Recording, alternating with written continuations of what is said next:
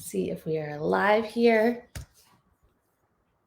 Happy Monday, everybody. If you can hear me, then drop a 1 in the comments. I'm trying out something new. I feel like I'm always trying new things, but I'm always pushing the envelope a little bit and trying to see how I can better bring you guys better material, things like that. So if you can hear me, let's see. Says we're live. If you guys can hear me, drop a 1 in the comments, and I'm going to try to find our comments here so that I can make sure I can engage with you guys. Happy Monday, everybody. Hope you guys are having a fantastic start to your week while I get us up and running. And I hope that you guys all had a fantastic, okay, awesome. I hope you guys had a fantastic weekend. Super, super excited about today's topic and super excited to interact with everybody today. So I hope everybody, like I said, is having a fantastic start to the week, that the weather is nice, so you're having a great start to your Monday, and super excited to have you all here and interacting today.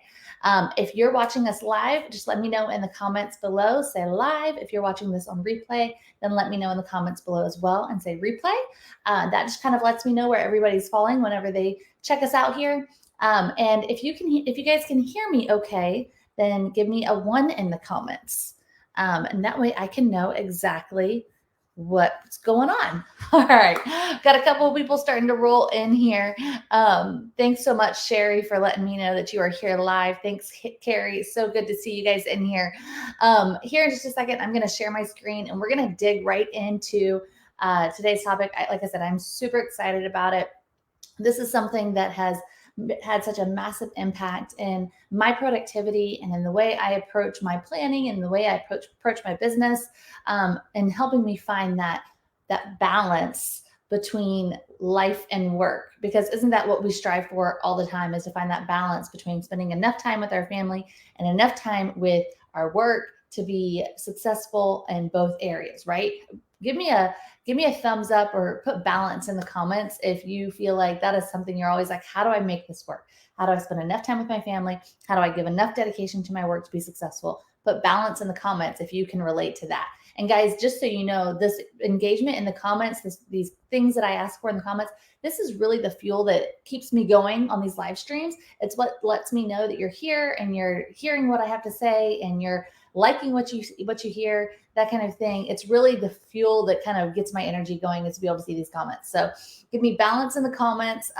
Live if you're here. I know I've asked for a ton of things by this point, but let's get ready to dig right in. First, I want to talk about planning, and let's talk about why it's so important. Let's talk about that ever reaching balance that we try to achieve. First and foremost, I've not always been a planner. It's something I've kind of evolved into over the years.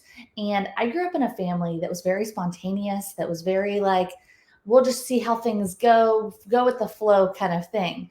And I can tell you that did not serve me well as I got older. Not to say that there isn't benefit in having some of that go with the flow mentality, because life changes and you have to be able to pivot really easily.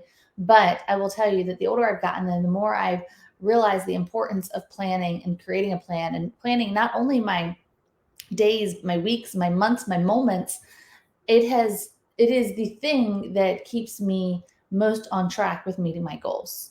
And so if you're a planner, let me know, because I found that whenever I plan out my weeks, my months, my days, all of those things, that I get to my goals a lot faster. I get to my goals, honestly, feeling a lot better about the journey. Knowing that I got there and I executed this plan is something that is kind of a self-rewarding feeling. Does that make sense? And it's also the thing that helps me try to achieve balance. Now, the method that we're going to go over today takes that balance idea to a whole new level. But on the subject of balance, let's just put something out there, right? Balance, in my opinion, does not exist. It is, to say that we want balance means we want everything to be equally as important and equally as served, right? And it's kind of impossible, in my opinion, to be able to do that. Now, you can adjust and you can have times where you can feel like you have balance because you've given a lot to both areas, but they're usually not at the same time, right? If you agree with me, let me know in the comments, because what I found is that, sometimes I need to give a lot more focus to one area over the other. And this method that we're going to go over allows me to feel like I have a good gauge on what's going on and where I need to give a little bit more focus to, and not feel guilty about maybe neglecting some other things because I've already given that attention to that. Does that make sense? So we're going to dig right in. I'm going to share my screen with you guys. I'm going to pop over here. Look at all of you guys in the comments. Thank you so much. Thank you, thank you, thank you. All right, let's see here. Let's add this to our stream. Let me go here. I was working on my sheet and I should have started at the top. Okay, so today's topic, we're going to talk about how to build your most productive week. And let me know, just put, I asked for this earlier in the group, but put productive in the comments if you guys are ready for me to dig into this, because in my opinion, I felt like this topic was super exciting when I learned it. I felt like it was super exciting when I started to implement it.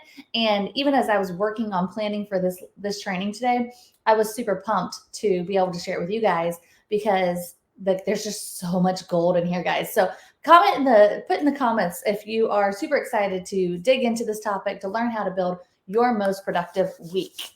I am super excited to move forward with you guys on this. So, all right.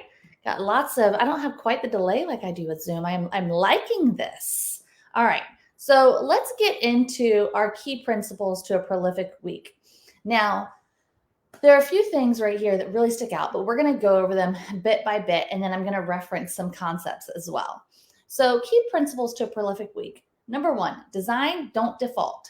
Design a week in line with your priorities. And you guys, you'll have to excuse me, because when I'm going through this and I'm typing, I kind of interchange between first person and third person, because it's just kind of the way my brain works sometimes. But design, don't default. Design a week in line with my priorities, which is crazy, right? Like, you would think, of course I'm going to design a week. I'm going to plan my week in line with my priorities. But let's pull back on that a little bit. Are you creating and planning a week that's in line with your priorities, or in line with the priorities of the expectations around you? Think about that again. Are you designing a week that's in line with your priorities, or the priorities of those around you, of the expectations of those around you? That one hit me pretty hard whenever I thought about it. Number 2, sequencing equals success. Fill the macros in first, then the micros. What does that mean? So I could not find the image that was shown to me when I learned this method, but I really wish I could. But down here at the bottom, you'll see this picture that has this jar of rocks and sand, right? And kind of what I want you to think about is the rocks are your big items, the things you want to do. Maybe it's going to the gym. Maybe it's prospecting more. Maybe it's, what are the big things that you are like, I really want to do this, but I don't know where I find the time. That's your big rocks. Those are the things that are most important to you, that you want to get done, but you don't always find the time for. And then you have your medium rocks, which are like things that you want to get done and you need to get done. And, they usually get done, right? And then you have your sand. And your sand is your fires, your emails, all the things that kind of pull you in a million different directions that always seem to fill your time and make it hard for you to get anything done. That's your sand. And think about it like this. If you put your sand in first, like you see here in the picture, and you put in your little rocks. So you put in your sand, which is your fires and all the ways that people pull you in a million different directions. And then you put in your little rocks of things that usually get done and you kind of want to do them. And then you try to put in your big rocks, which are the things you really like to do. Those don't fit, right? Those aren't really going to fit. But if you reverse that, take everything out, you put in your big rocks, put in the things you really like to do. Maybe it's going to the gym 4 times a week, or whatever your thing is that you do for you to kind of recharge your vibe. You put in your big rocks, and then you put in your little rocks, and then you put in your sand. That sand is going to find a way to fit.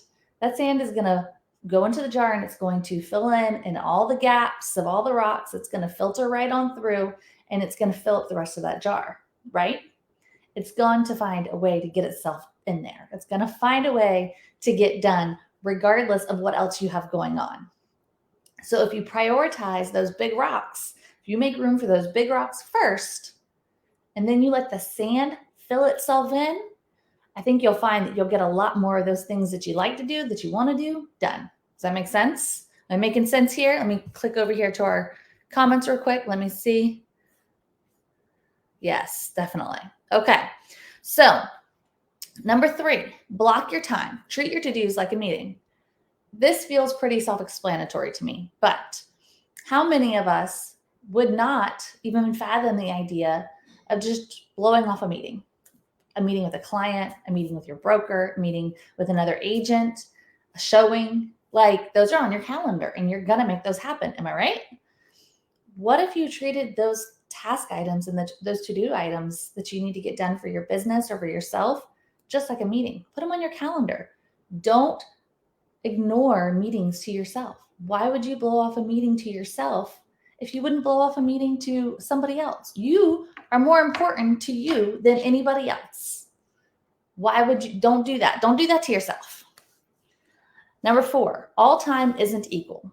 2 to 5 hours available for deep work. Okay, so what is deep work? Deep work are those things that require a whole lot of mental effort. Maybe you're creating a new, pipeline, or or not a pipeline, but a new way to attract clients. Maybe you're creating marketing materials. Maybe you're creating a new listing presentation. I think creatively, because that's where my brain goes. But what are those things that take a lot of mental energy for your business? You only have a handful of hours in the day where you can get that stuff done. In reality, your brain can only handle so much of that per day. And so think about when you're firing on all cylinders. Think about when you're most awake and aware and just on top of your game, and fill that time with those big, deep work mental projects. The other stuff, the checking emails, the going through voicemails, text messages, surfing the internet, things like that. Those things you can put outside of those hours. Those don't require quite as mental effort. I would even venture, and I might get some ugly looks about this, but I would even venture to say, schedule your showings outside of your deep work if you can. And I get the market's crazy, but if you can schedule those showings outside of the deep work, then do that, because you're already going to going to get like a natural adrenaline rush when you're out showing houses, you're out working with clients. And so you don't need that like extra level of mental clarity and mental energy when you're out, because that kind of develops within itself. And so I would venture to say, schedule those meetings outside of your deep work, and recognize that you only have a couple of hours a day to get those big projects, those big mental energy busters done anyway, and be okay with that. Don't put it on yourself that you're like, okay, I'm going to work on all these big projects on Friday, and that's all I'm going to work on, and then be mad that by 2:00 you're just completely spent and you don't want to do anything else. Recognize that you only have a few hours a day to work on those big energy, those big mental block things, and be okay with it and accepting with it, and just add them to the calendar. All right. Number 5, package the details. This one was, when I first read it, I didn't really comprehend, but then it made sense. So what is package the details? Every time we go to work on a project or, a task item, there are little minute things that might need to be done around that task item. For example, I need to, set so-and-so up on a list of homes from, the hot sheet. Well, to do that, I need to go review my notes for what they liked. I need to, I need to make sure I have all of their information that I can do that. So these are little things that kind of create this bleed time. You might have blocked off, 20 minutes to set them up or to look up homes for them, but you have an extra 5 to 10, if not more, because if you're like some of us, if you click to a different screen or go to your phone to look at something, it's 20 minutes later and you have fallen down a rabbit hole of something, right? So think about the things that kind of create this bleed time, this extra time around your task, and try to have those loaded into your notes. So for me, what does it look like for me is I create a block of time on my calendar and it says deep work. And in there, I put the projects that I'm going to be working on that require a little bit more mental energy. And I'll put notes in there. Okay, for this project, I'm going to need to make sure I have these things. And if I can ahead of time, I try to go ahead and get that information and like have it ready. If I can't necessarily get that part done, I at least have a list of like everything I need. So it's a lot quicker to go through that list whenever I have already kind of have packaged those details of that project. Does that make sense? And then number 6, theme your days, batching similar things together.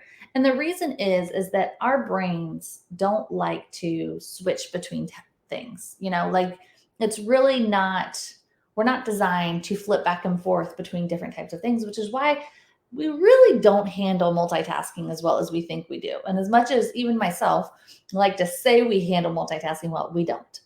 And because our brains they just don't switch back and forth like that. So think about theming your days. If you can, having all your meetings on certain days, having all of your creative stuff on certain days, keeping within that mindset of like, I can only do so much in a day, but, try to theme your days. So that way, whenever you are working on things, you're kind of like going through in the same lane. You're not switching lanes back and forth. Does that make sense? How's everybody doing out there? I've kind of been talking for a few minutes. How are we all doing? Is this making sense to everybody? Give me a thumbs up in the comments or hit the heart button or something.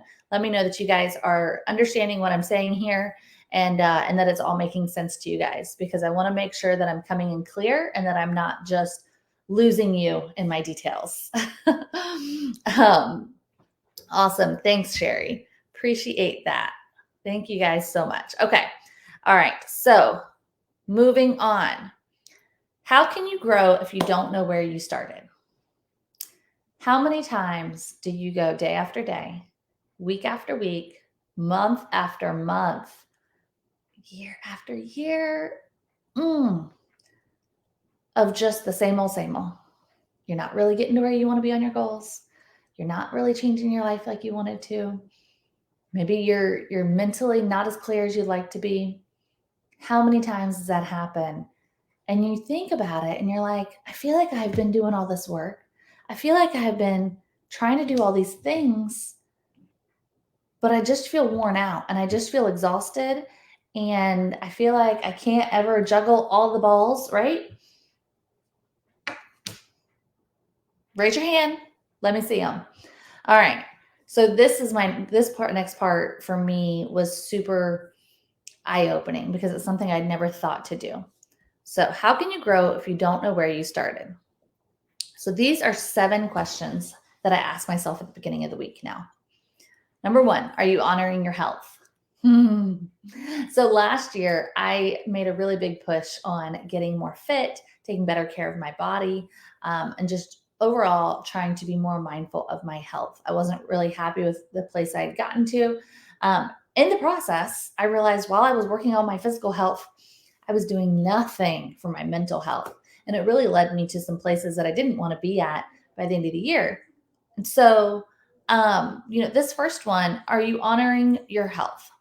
And for you, that can mean your physical health, your mental health, but it's something that for me helps me realize like, okay, I probably could have done this better. I could probably be doing this better. Or, how do I feel? Am I using things, different crutches in my life to kind of suppress maybe how I feel? Just kind of working through that. And these are questions, like I said, I ask myself every single week now. Whenever I'm planning out my week, I go through these questions. And what it does, and I'll tell you guys before we get to the end of it, is it helps me kind of prioritize. Remember, we talked about that balance that we're always trying to chase. It helps me prioritize, okay, where do I need to adjust a little bit? What have I been letting slack? So number 2, how much love and gratitude do you put forth for the people in your life and yourself? How much love are you showing to your family and to yourself and to those around you that are important to you? Are you giving them enough love and attention? That was a big one for me because I tend to get sucked into a work hole and then I'm not being the person I want to be for the ones that I love around me. Number 3, how am I showing up for my friends and family? Kind of similar. But in addition to the love and gratitude, it's also like, am I giving back to them like I need to be? Am I really being present with my friends and family like I need to be to maintain those relationships, to really make sure that love and gratitude is being shown? Number 4, am I moving backward or forwards in regards to my goals? That's a big one. Where are we headed towards our goals? Are we making progress or are we moving backwards? Something people don't ask themselves often enough. Number 5, do I have a sense of purpose for the work I'm doing? Think about your goals. Think about the work that you're doing. What's the purpose behind it? It's kind of a little self-check-in moment, if you ask me. What is the reason why I'm doing what I'm doing? Do I enjoy what I'm doing? If not, what can I do to modify? Can I modify?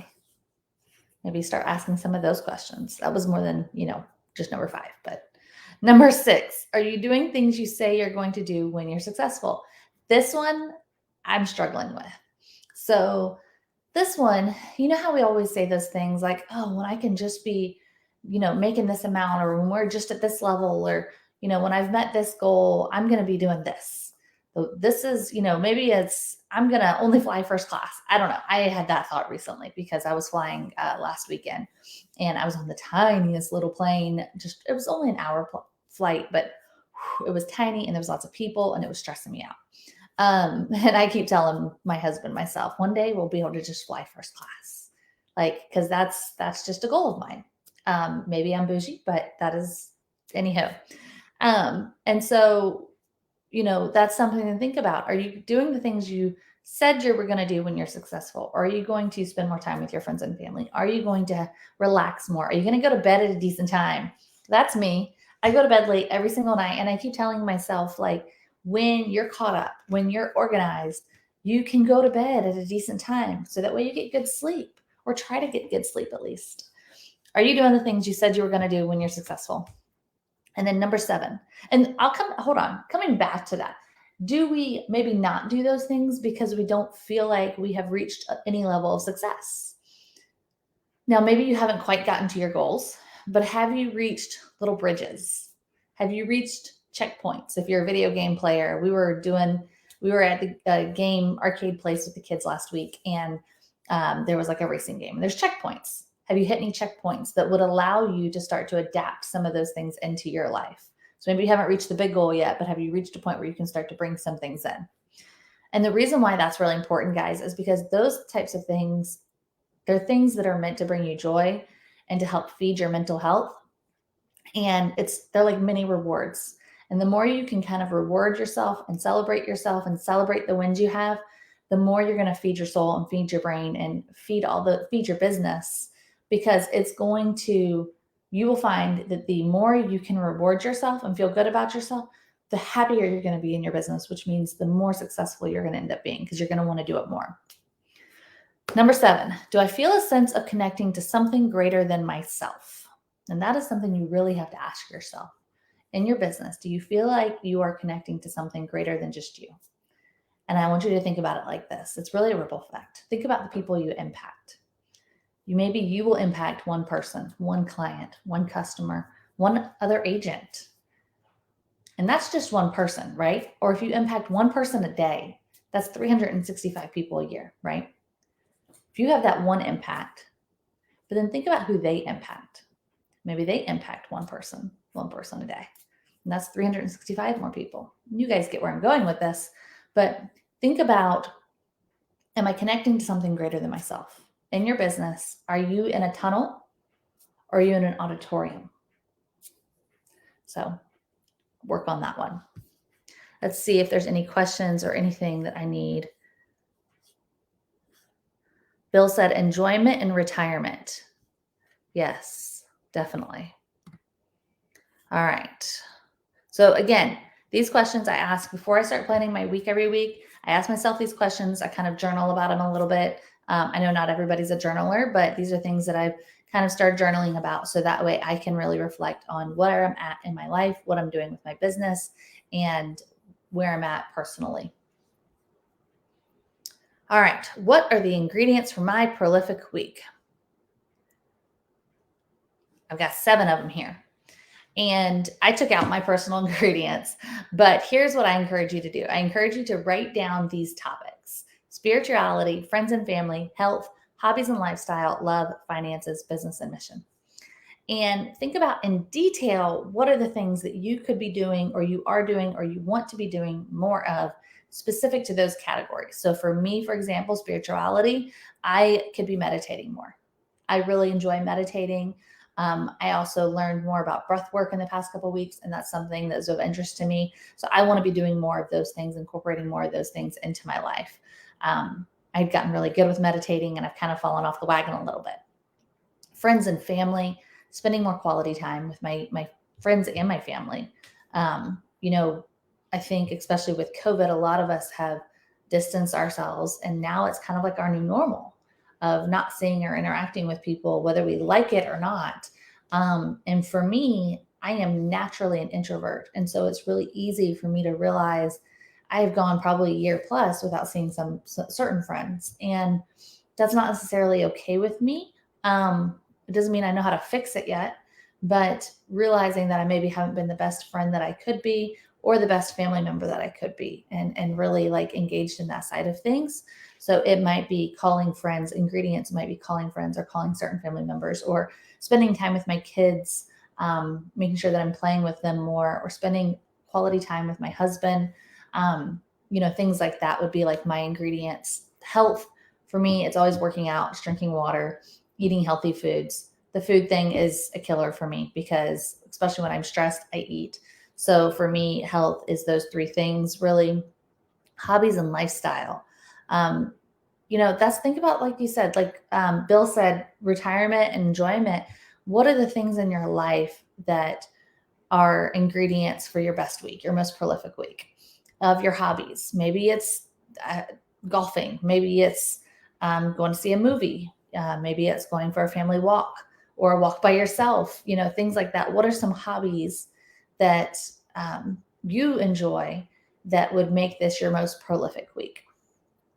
Love. Look at your relationships, either with your spouse or significant other, or anybody else that you want to include in that category. What are the ingredients to make sure that you're feeding that particular category? Finances. That feels pretty self-explanatory, but are you keeping track of your finances like you should? Do you have a plan for your finances, whether that's long-term or short-term? Business and mission. And again, like that comes back to what is your purpose? Are you moving forward or backward from your goals?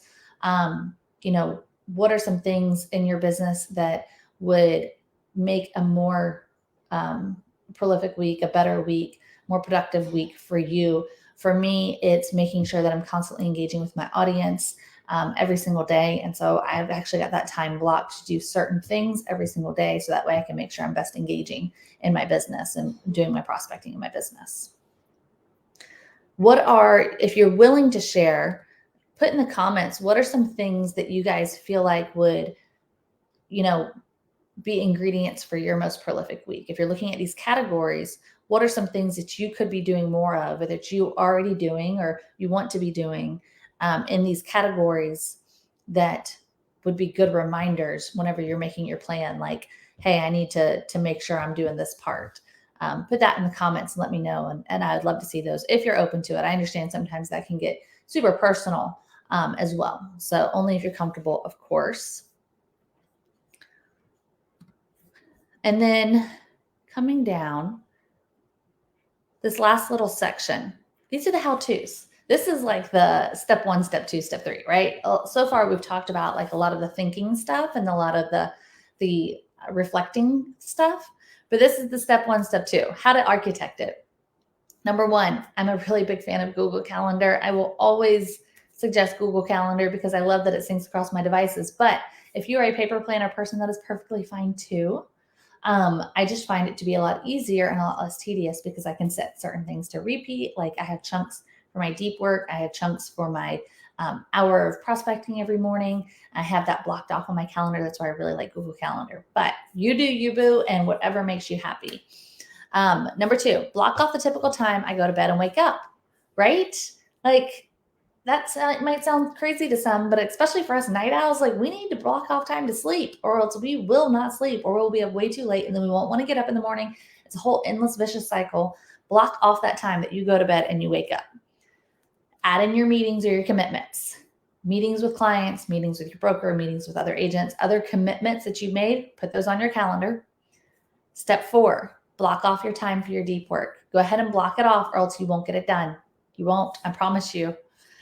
Block off 1 hour for a buffer. So I usually put this at the end of the day.